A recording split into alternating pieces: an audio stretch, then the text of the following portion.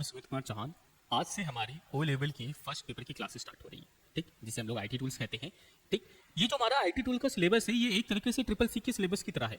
ठीक, कुछ चीज़ें चेंजमेंट आ जाती हैं, जैसे ट्रिपल सी जो आपका है वो एक थ्योरिकल बेस्ड पेपर होता है, लेकिन ये जो आपका आईटी टूल्स है ओ लेवल का फर्स्ट पेपर ये थ्योरी प्लस प्रैक्टिकल दोनों पे होता है। ठीक, तो जो बच्चे ट्रिपल सी की तैयारी कर रहे हैं वो भी इस क्लास को ज्वाइन कर सकते हैं। ऑफ कोर्स ओ लेवल वाले तो कर ही सकते हैं बिना किसी डाउट के, लेकिन जो बच्चे कंपटीशन की भी तैयारी कर रहे हैं, ठीक है, तो वो भी इस क्लास को ज्वाइन कर सकते हैं। ठीक, तो आज का हमारा जो पहला टॉपिक है वो है इंट्रोडक्शन टू कंप्यूटर, जहां पर हम ये जानेंगे कि कंप्यूटर क्या होते हैं, ठीक, और कितने टाइप के होते हैं और किन किन कंपोनेंट से जुड़ के बने होते हैं। ठीक, तो बात करते हैं पहले हम कि कंप्यूटर क्या है। कंप्यूटर क्या है? ठीक, तो अगर हम बात करें बड़ी सिंपल लैंग्वेज में बोला जाए तो कंप्यूटर क्या है भाई? कंप्यूटर एक कैलकुलेटिंग डिवाइस है। अब मैं इसे कैलकुलेटिंग डिवाइस क्यों कह रहा हूँ?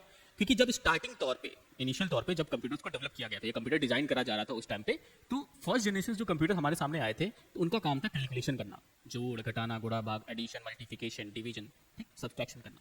तो इनका काम था कैलकुलेशन करना। और एक्चुअल में कंप्यूटर का जो नाम है, जो हम लोग कंप्यूटर बोलते हैं, ये एक लैटिन वर्ड है। एक्चुअल में इसका नाम होता है कैलकुलेटर, नाम है इसका कैलकुलेटर, बट लैटिन वर्ड की वजह से हम लोग कंप्यूटर कहते हैं। ठीक है, तो कंप्यूटर क्या है? अगर आज की मॉडर्न जमाने लैंग्वेज में कहा जाए तो ये एक इलेक्ट्रॉनिक डिवाइस है जो यूजर से इनपुट लेता है और इनपुट जो दिया गया उसे, ठीक, उसे प्रोसेस करता है और प्रोसेस करने के बाद उन प्रोसेस डेटा को यूजफुल इंफॉर्मेशन में, मतलब एक मीनिंगफुल इंफॉर्मेशन, रीडेबल फॉर्मेट, ठीक, इसके रूप में आउटपुट जनरेट करना, मतलब आउटपुट के तौर पे दिखाना। ठीक है, तो कंप्यूटर क्या है? बेसिकली हमारा कंप्यूटर एक इलेक्ट्रॉनिक डिवाइस है जो इनपुट से, या मैं कहूं जो यूजर से इनपुट यूनिट द्वारा या इनपुट डिवाइस द्वारा डेटा लेता है और प्रोसेसिंग द्वारा प्रोसेस करके यूजफुल इंफॉर्मेशन के रूप में हमें आउटपुट देता है। ठीक, अब कंप्यूटर को ये क्या है? इनपुट आउटपुट प्रोसेसर क्या है? ये कंप्यूटर की यूनिट्स होती हैं। ठीक है, जो आपका कंप्यूटर होता है बेसिकली 4 यूनिट से मिलकर बना होता है, input unit, output unit, storage unit, processing unit. ठीक, अब ये चीजें क्या है हम आगे में क्लास में देखेंगे। ठीक, तो इसी में हम बात करते हैं क्लासिफिकेशन ऑफ कंप्यूटर। कहने का मीन क्या है कि कंप्यूटर कितने टाइप के हो सकते हैं? तो मेनली तौर पे तो कंप्यूटर तो 3 टाइप के होते हैं आपके, एनालॉग, हाइब्रिड और डिजिटल। ये 3 टाइप में आते हैं। ठीक, इसी में अगर हम देखें तो और टाइप्स भी आ जाते हैं, माइक्रो आ गया, मिनी आ गया, मेन फ्रेम आ गया और सुपर आ गया। ठीक, और अगर इसी में हम चलते हैं तो मुझे और क्या देखने को मिलेगा? डेस्कटॉप है, लैपटॉप है, नोटपैड है और पीडीए है। ठीक, तो इतने टाइप्स के हम लोग कंप्यूटर्स देखते हैं। ठीक, या मैं कहूँ कैलकुलेशन डिवाइस देखते हैं।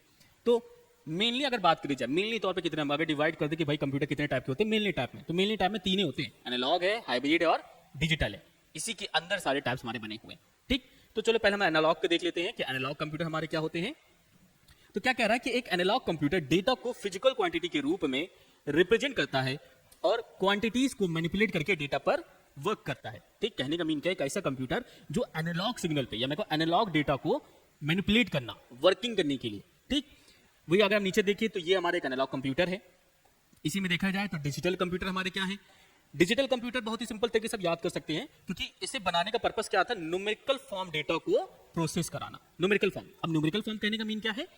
एडिशन, सब्ट्रैक्शन, मल्टीप्लिकेशन और डिवीजन। ठीक, तो कहने का मीन क्या हो गया? एक ऐसा कंप्यूटर जिसे बनाने का जो उद्देश्य था वो क्या था? न्यूमेरिकल फॉर्म को प्रोसेस कराना या न्यूमेरिकल डेटा को प्रोसेस कराना। अब न्यूमेरिकल डेटा कहने का मीन क्या है हमारा? एडिशन, सब्ट्रैक्शन, मल्टीप्लिकेशन और डिवीजन। ठीक, वही अगर हम बात करें हाइब्रिड कंप्यूटर की, ठीक, तो पहले तौर पे तो हाइब्रिड कंप्यूटर को हम ये कह सकते हैं कि हमारा जो हाइब्रिड कंप्यूटर है ये एनालॉग और डिजिटल कंप्यूटर दोनों की प्रॉपर्टीज को रखता है। कहने का मीन क्या है? ये जो हाइब्रिड कंप्यूटर आप देख रहे हैं इस पे एनालॉग कंप्यूटर का भी काम किया जा सकते हैं, इसमें डिजिटल कंप्यूटर का भी काम किया जा सकता है, दोनों काम किए जा सकते हैं। ठीक है, तो यही चीज आपसे पहले कहना चाह रहा है कि एक हाइब्रिड डिजिटल और एनालॉग कंप्यूटर का एक कॉम्बिनेशन है, जैसे मैंने आपसे कहा। ठीक, या दोनों प्रकार के कंप्यूटर के बेस्ट फीचर को जोड़ती है। कहने मीन क्या है कि एनालॉग का जो बेस्ट फीचर होता है और जो डिजिटल का जो बेस्ट फीचर होता है, इन दोनों कंप्यूटर के फीचर्स को ये अपने साथ लेके रखा है। यानी इसमें एनालॉग कंप्यूटर की स्पीड और डिजिटल कंप्यूटर की मेमोरी और एक्यूरेसी है। ठीक, मतलब एनालॉग कंप्यूटर की खासियत क्या है? उसकी स्पीड, और डिजिटल कंप्यूटर की खासियत क्या है? उसकी मेमोरी और एक्यूरेसी। इन तीनों चीजों को वो लेके रखता है अपने पास। ठीक है, और इसी में और चीज क्या कहना चाहता है आपसे कि यह एनालॉग सिग्नल एक्सेप्ट करता है और डिजिटल में कन्वर्ट करता है। ठीक, और उन्हें डिजिटली फॉर्म में प्रोसेस करता है। ठीक है, मतलब मान लीजिए आप हाइब्रिड कंप्यूटर पर काम कर रहे हैं और कोई एनालॉग डेटा आपके पास आ रहा है, तो आप सोचिए, देखिए एनालॉग डेटा आ रहा है, एनालॉग डेटा ही आपको रिप्रेजेंट किया जाए, तो कुछ जगहों पे या कुछ डेटा ऐसे होते हैं जिन्हें एनालॉग आउटपुट के तौर पे हम समझ नहीं सकते, हमें वो डिजिटल तौर पे ही चाहिए। ठीक, तो वही चीज कहना चाहता है कि एनालॉग सिग्नल एक्सेप्ट किया और डिजिटल में कन्वर्ट कर दिया, और जो भी डेटा डिजिटल में कन्वर्ट हो रहा है उसे डिजिटल फॉर्म में ही प्रोसेस करता है। ठीक, और क्या कह रहा है इसी में कि एनालॉग डेटा या डिजिटल डेटा को प्रोड्यूस करने के लिए एक हाइब्रिड कंप्यूटर को यूज किया जाता है। ठीक, कहने का वही सिंपल सा मीन कि अगर मुझे एनालॉग डेटा है या डिजिटल डेटा है, अगर मुझे प्रोड्यूस कराना है इन्हें, तो इनके लिए हम किसका इस्तेमाल कर सकते हैं? हाइब्रिड कंप्यूटर का इस्तेमाल कर सकते हैं। इसे में हम आगे देखते हैं कुछ चीजें और जो हमारे डिजिटल कंप्यूटर से रिलेटेड है, क्योंकि अभी हमने देखा था मेनली हमारे 3 होते हैं, लेकिन उसके अंदर भी और चीजें आती हैं। जैसे डिजिटल के अंदर आप नोटिस करो तो ये 4 चीज आती हैं, micro, mini, main frame and super. ये जो आप सुपर देख रहे हो इसका मतलब होता है सुपर कंप्यूटर। ठीक, ये आपका सुपर कंप्यूटर है। ठीक, तो चलो हम जरा इसे देखा जाए।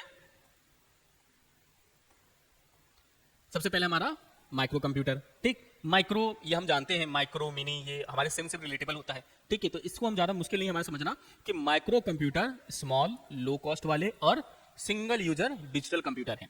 कहने का मीन क्या है कि माइक्रो कंप्यूटर साइज में छोटे होते हैं, ठीक, कॉस्ट में महंगे नहीं होते, सस्ते होते हैं। ठीक है, और एक टाइम पे एक ही यूजर इसका हो सकता है। मतलब अगर मैं यूज कर रहा हूं इसे, अगर तो मैं ही यूजर हूं, उसके मेरे बाद कोई दूसरा यूजर बनेगा तो बनेगा, नहीं तो सिर्फ मैं ही हूं, कोई दूसरा उसे उस टाइम पे यूज नहीं कर सकता जब मैं इसे यूज कर रहा हूं। ठीक, इसमें और क्या क्या चीजें होती हैं? सीपीयू है, इनपुट यूनिट है हमारा, आउटपुट यूनिट है हमारा, ठीक है, स्टोरेज यूनिट है, यही सीपीयू आपका प्रोसेसिंग यूनिट कहलाता है। ठीक, और सॉफ्टवेयर शामिल है, उससे रिलेटेड जो सॉफ्टवेयर होते हैं। ठीक है, एग्जाम्पल के लिए क्या हो सकता है हमारा? PC, laptop, notebook, computer, smartphone और लैपटॉप। ठीक, हमारा स्मार्टफोन भी बेसिकली एक माइक्रो कंप्यूटर ही है एक तरीके से। ठीक है, फिर हमारा मिनी कंप्यूटर, अब ये क्या हो गया? ये माइक्रो से साइज में बड़ा हो गया। ठीक है, तो देखिए वही कह रहा है कि वे माइक्रो कंप्यूटर से साइज में बड़े हैं और मल्टी यूजर होते हैं। ठीक, जैसे अभी हमने देखा मिनी क्या कह रहा था कि साइज में छोटे होते हैं और सिंगल यूजर होता है, एक टाइम पे एक ही यूजर हो सकता है। लेकिन यहां क्या हो गया माइक्रो में, सॉरी मिनी में क्या हो गया कि माइक्रो कंप्यूटर से साइज में बड़ा है और क्या है, यूजर की बात करी जाए तो मल्टी यूजर है, और एक साथ इन पर तकरीबन 250 यूजर काम कर सकते हैं, 250 यूजर्स काम कर सकते हैं। ठीक है, और इसकी जो वर्क कैपेसिटी होती है माइक्रो कंट्रोलर की तुलना में कई गुना ज्यादा होती है, और ये डिपेंड इसी चीज पे करता है। आप ऐसे समझिए जैसे सिंगल यूजर था तो भाई एक टाइम पे वो एक ही पर्सन का काम कर रहा है, लेकिन अगर मल्टीपल यूजर हो गए, यूजर क्या होगी, क्वांटिटी बढ़ गई, जो क्वांटिटी उस यूजर की बढ़ गई तो कॉमन सी बात है कि उस डिवाइस की जो परफॉर्मेंस होगी वो क्या बढ़ेगी, वो भी इंक्रीज होगी। ठीक है, तो वही हम कहेंगे कि माइक्रो कंट्रोलर की तुलना में, माइक्रो कंट्रोलर की कंपेयर में जो कैपेसिटी, वर्क कैपेसिटी होती है हमारी मिनी कंप्यूटर की, वो अच्छी होती है, ज्यादा होती है। ठीक, वही अगर हम मेन फ्रेम की बात कर ले तो मेन फ्रेम आप समझिए मिनी माइक्रो जैसे हम बढ़ते जा रहे हैं वैसे वैसे साइज भी बढ़ते जा रहा है। सेम कॉन्सेप्ट यहां पे भी रखेंगे कि मेन फ्रेम आकार में बहुत बड़ा होता है और महंगा कंप्यूटर होता है। ठीक, आकार में बड़ा भी है, महंगा भी है। रीजन क्यों है? अगर आप नोटिस करो क्या करें, इसमें सैकड़ों या हजारों यूजर एक साथ काम कर सकते हैं। मतलब आप समझिए इसमें हंड्रेड से थाउजेंड्स लोग एक बार में इस पर काम कर सकते हैं, एक साथ काम कर सकते हैं। ठीक, और इस डिवाइस को बेसिकली हम लोग कहते हैं सर्वर।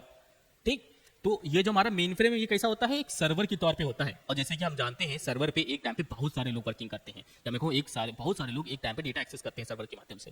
ठीक, तो मेन फ्रेम हमारा कैसा होता है, सर्वर होता है। ये आपके क्लासिफिकेशन ऑफ कंप्यूटर है, आप इसे समझ सकते हो, ये हमारा एनालॉग है, डिजिटल है, ये हाइब्रिड हो गया, ये जनरल पर्पस ऑफ कंप्यूटर हो गया, ये स्पेशल पर्पस ऑफ कंप्यूटर हो गया हमारा, ये हमारा माइक्रो कंप्यूटर है, ये हमारा मिनी कंप्यूटर है, ये हमारा मेन फ्रेम कंप्यूटर हो गया। फिर आता है हमारा सुपर कंप्यूटर। अब सुपर कंप्यूटर क्या है जरा हम इसे देखें, ये देखिए सुपर कंप्यूटर। ठीक, बात जब हम करते हैं सुपर कंप्यूटर की तो आप ऐसे समझिए सुपर कंप्यूटर कहने का मीन क्या है, वर्ल्ड का सबसे एडवांस्ड, सबसे पावरफुल कंप्यूटर होना।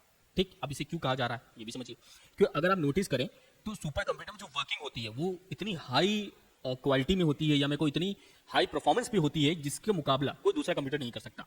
ठीक, तो जानते हैं भाई क्या है हमारा सुपर कंप्यूटर, वर्तमान में अवेलेबल सबसे फास्ट कंप्यूटर है। जैसे मैंने आपसे कहा सुपर कंप्यूटर बहुत महंगे हैं, कॉमन सी बात है भाई, ये कॉमन लोगों के लिए तो है नहीं, हम इसे अफोर्ड ही नहीं कर सकते।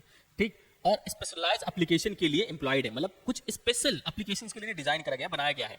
उदाहरण के लिए इनका यूज वेदर फोरकास्टिंग, ठीक, साइंटिफिक सिमुलेशंस, एनिमेटेड ग्राफिक्स हो गया हमारा, न्यूक्लियर एनर्जी रिसर्च में, इलेक्ट्रॉनिक डिजाइन्स में, जियोलॉजिकल डेटा को एनालिसिस करने में किया जाता है। अब ये जो आप चीजें देख रहे हैं ये बहुत ही बड़ी चीजें हैं, छोटी मोटी चीजें नहीं है। जैसे एक नाम आपके सामने दिख रहा होगा न्यूक्लियर एनर्जी रिसर्च। ठीक, अब न्यूक्लियर एनर्जी रिसर्च मतलब कहने में भाई बहुत बड़ी चीज है, छोटी मोटी चीज तो है नहीं। अब ये जो काम है क्या हम एक छोटे मोटे लैपटॉप या जितने भी हमने सिस्टम्स के बारे में पढ़ा है कंप्यूटर से उसमें हम करा सकते हैं? जी नहीं, हम नहीं करा सकते, तो इसके लिए हमें सुपर कंप्यूटर की नीड है।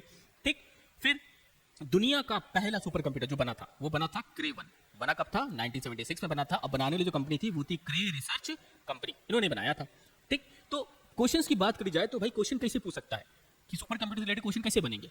पहला तो आपसे सिंपल, बहुत ही सिंपल क्वेश्चन पूछेगा कि दुनिया का पहला या वर्ल्ड का पहला सुपर कंप्यूटर कौन था? तो ये हमारा क्रे 1 था। ठीक, बनाया किसने था? क्रे रिसर्च कंपनी ने बनाया। कब बनाया? 1976 में बनाया था। अगर पूछ ले कि सुपर कंप्यूटर का हम इस्तेमाल कहाँ का करते हैं, एग्जांपल पूछ लेते तो एग्जांपल आपके सामने लिखे हुए हैं, weather forecasting, scientific simulations, animated graphics, nuclear energy research, ठीक, इन सारी जगह हम इनका इस्तेमाल करते हैं। Super computer made in India, हमारे पास भी सुपर कंप्यूटर भाई। जैसे आप देख सकते हैं कि हमारे पास तकरीबन अब तक 9 सुपर कंप्यूटर्स रह चुके हैं, ठीक, जिसमें था एक था परम 8000, फिर आया परम 1000, फिर आया आदित्य, फिर आया अनुपम, फिर आया परम युवा, फिर आया परम युवा 2, फिर आया एका, फिर आया आर्यवत, फिर अभी आया है परम सिद्धि जो आया नवंबर 2023 को लॉन्च हुआ था, या 2022 में आया, ठीक। इतनी सारे हमारे पास सुपर कंप्यूटर्स हैं, ठीक। अब इसमें जैसे पूछ सकता है कि इंडिया का पहला सुपर कंप्यूटर कौन सा था, तो हम ये कह सकते हैं कि इंडिया का पहला सुपर कंप्यूटर हमारा परम 8000 था। इंडिया के पास करंट टाइम पे कौन सा सुपर कंप्यूटर है, तो हम ये कह सकते हैं कि परम सिद्धि था। कब था? नवंबर 2023 से, ठीक। तो ऐसे ऐसे हमारे पास सुपर कंप्यूटर्स हैं। फिर हम बात करते हैं पर्पस ऑफ कंप्यूटर्स, ठीक।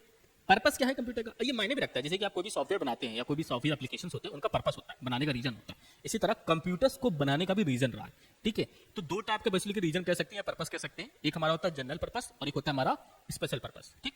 जनरल पर्पस सीधे समझ आ रहा है कि ऐसे कंप्यूटर जिन्हें कई प्रकार के काम करने के लिए बनाया, मतलब जनरली वर्क करने के लिए जिन्हें डिजाइन करा गया था, जनरली वर्क्स, ठीक है। एग्जांपल के लिए जैसे वर्ड प्रोसेसिंग, प्रिंटिंग डॉक्यूमेंट्स, ठीक है, डेटाबेस, इन सब चीजों के लिए, इवन और भी चीजें हैं जिनके लिए हम इसको बना सकते थे, ये बनाया गया है, ठीक।